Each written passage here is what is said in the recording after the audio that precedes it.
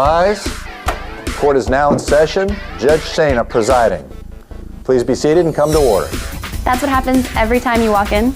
That's what happens every morning that I go to work. Next Tuesday at 9 o'clock, we'll have that matter heard. I'll be having a facial at that time. I don't find that that's good reason to postpone the trial. This is where Circuit Court Judge Jeff Kolbath presides. Let's approach the bench. Behind the bench is like any other workspace. It's it got your chair. I got my the some books. cabinet space down Whenever here. they talk about throw the book at them, this is the ones they're talking about. These are the Florida statutes that have all the laws. What is a judge?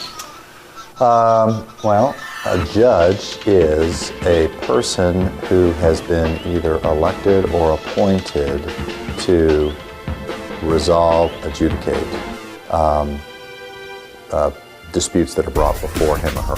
Judges preside over a wide array of cases. Typically, they break it up into 5 areas.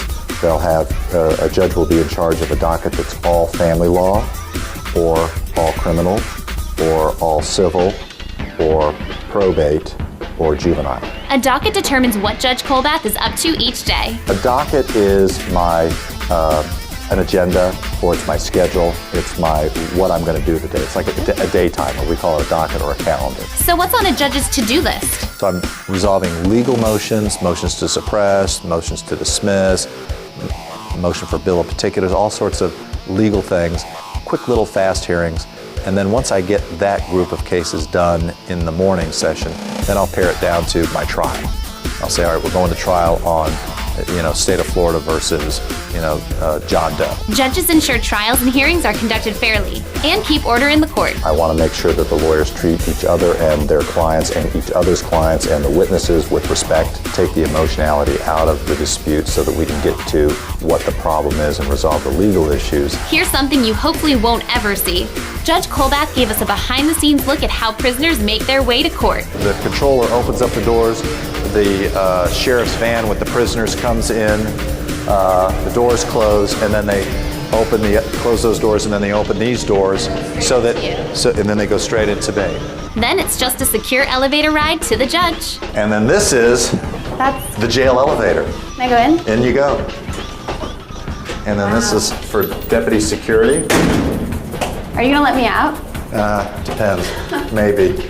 Once all parties are in the courtroom, the judge oversees legal procedures. There's rules of evidence, rules of procedure that have to be followed that are well spelled out that I've got to follow, and I make sure that are followed. When judges aren't on the bench, they're in their chambers. That's where Judge Kolbath does research and reviews legal documents. How many hours do you put in here a week? Well, the official court hours are 8:30 to 5. A judge's job might not end there.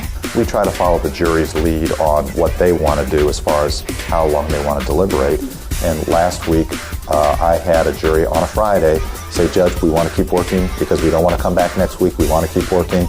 And we didn't leave till midnight. In most states, before you can be elected or appointed judge, you must be a lawyer. Well, so it's high school, 4 years of college, 3 years of law school. Pass the bar. Pass the bar. Then if you're an elected judge, you can serve an unlimited number of terms. Every 6 years we're up for re-election. We have to retire when we're 70. If you want to serve on the bench, you're not alone. There's lots of competition for this prestigious position. It's fun, it's challenging. Sometimes it's difficult, sometimes it's stressful. But don't let stress scare you. And I really rarely get agitated or lose my temper, but if I start feeling that coming up, I quickly think to myself, okay, who's the luckiest guy in the courtroom? Who's the luckiest guy in the courtroom? Oh, it's me. On average, the luckiest guy in the courtroom earns close to 6 figures a year. Courtroom drama. The judges always look kind of mean. Yeah. Can you tell me, is that true? Some of them are. Judges are just like the rest of all of us folks, and that is they all have their own personalities. The verdict? You can be patient and relaxed and be a great judge. Now, all you need is a gavel. Or maybe not. So where's your gavel? Interesting thing.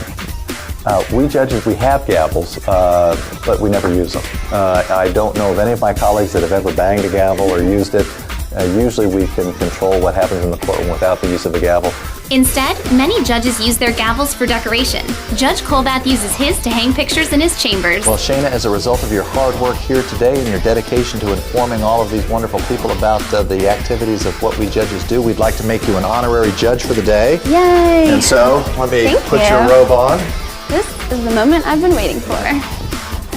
All right, guys, thanks for watching. And if you want to be a judge, go to law school first. I'm Shayna for University TV. Let's get started. All rise. Did you go to trial or did you plead guilty? I'm just reading from the script. It's nothing.